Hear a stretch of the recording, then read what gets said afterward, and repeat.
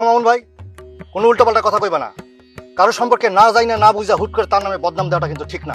বদনাম না, আমি যা বলছি সত্য বলছি। তুই বিধবা মেয়ের সাথে শুধু প্রেম করিস না, তার সাথে ফষ্টি নষ্টিও করিস। ফষ্টি নষ্টি মানে? তুমি কি দেখছো?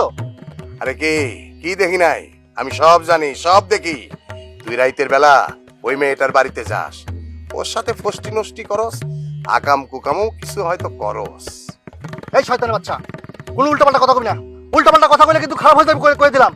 কিরে, কি করবি তুই? এই গায়ে হাত দিবি না কইলাম। আরে গায়ে দিলে কি করবি? গায়ে হাত দিবি না কইলাম। একদম। আমার গলায় ঝুলে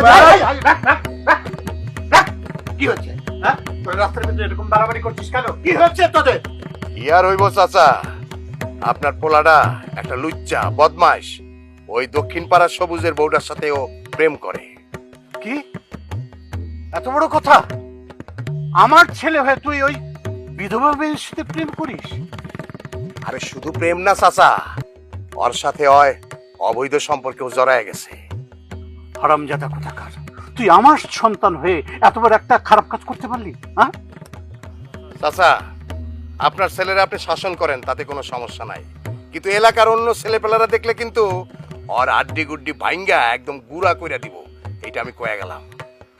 হারামজাদা কোথাকার, তোর জন্যে এই গ্রামে আমি মানুষের সামনে মুখ দেখাতে পারবো না। বাবা, এই মামুনের বাচ্চা তোমার কি কইছে না কইছে এইটা শুনে তুমি আমার লগে রাগারাগি করতেছো? এই মামুন পাগলের বাচ্চা যা কইছে সেইটা তুমি বিশ্বাস করতেছো? তুই বলতে চাস মামুন মিথ্যা কথা বলেছে? মিথ্যে না তো কি? না জানি হুট করে একটা কথা বলবে? ঠিক আছে, আমি মামুনের কথা বিশ্বাস করলাম না, কিন্তু আমি জানো এই গ্রামের মানুষের কাছে তোর সম্বন্ধে কোনো খারাপ কথা না শুনি, এই কথাটা মনে রাখিস। শালা মামুন না, তুই আমার আব্বার সামনে আমার মান সম্মান সব নষ্ট করে দিছিস। তোরে আমি একটা উচিত শিক্ষা দিমই।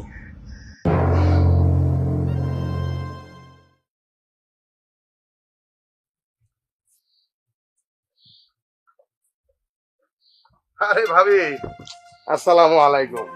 ওয়ালাইকুম সালাম। এই সময় কই থেকে আইলেন? একটু কাজ আছিল, কাজ কইরা আসলাম।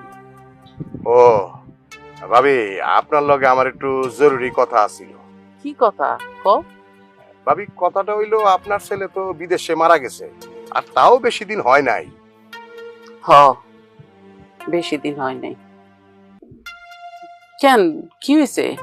ভাবি, আপনার এই বিধবা বউটারে একটু সাবধানে রাখেন, কারণ এই যে উত্তর পাড়ার তারেক আপনাকে বাড়িতে যাতায়াত করে, ওর সাথে মনে হয় আপনার বিধবা বউয়ের একটা সম্পর্ক